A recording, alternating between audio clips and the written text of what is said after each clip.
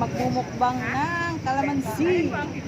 Sinong hamon dyan? Tayo magmumukbang ng kalamansi. Guys, kaya nyo ba to? Kakain tayo ng kalamansi ganito, oh. Ganito, oh, may natawag ko. Guys, kain tayo ng kalamansi. Try nyo po ito, guys. Tagat.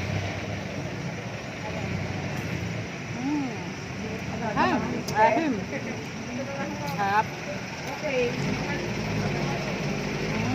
Okay.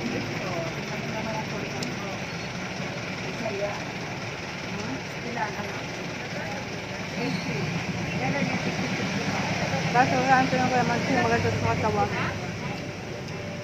Sinong hahamon dyan sa akin na magbukbang ng kalamansi?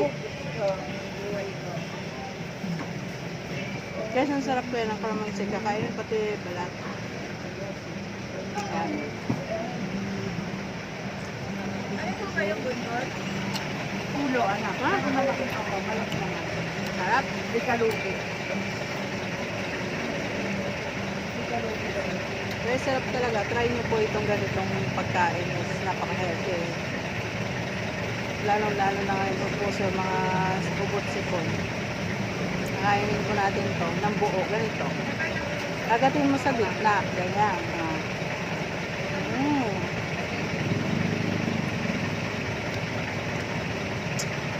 Ang guys, oh. Dahil mabuto lang, mabuto.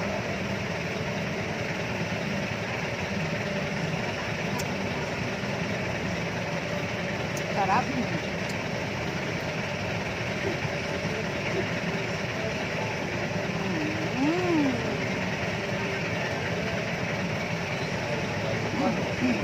Sarap talaga, promise. Sinong hahamon sa akin dyan? Tara, kain tayo ng kalamansi. Sarap. Kano yan?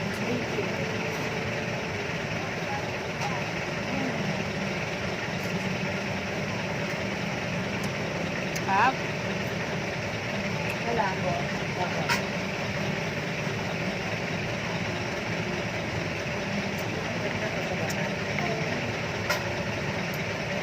Guys, sarap talaga ito.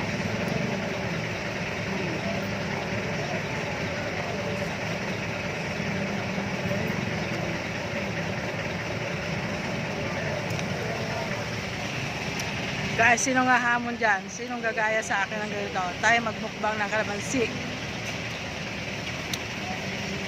So, ayun lang guys. Next time ulit, magmukbang tayo.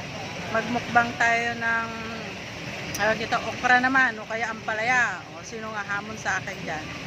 Hi guys, bye-bye!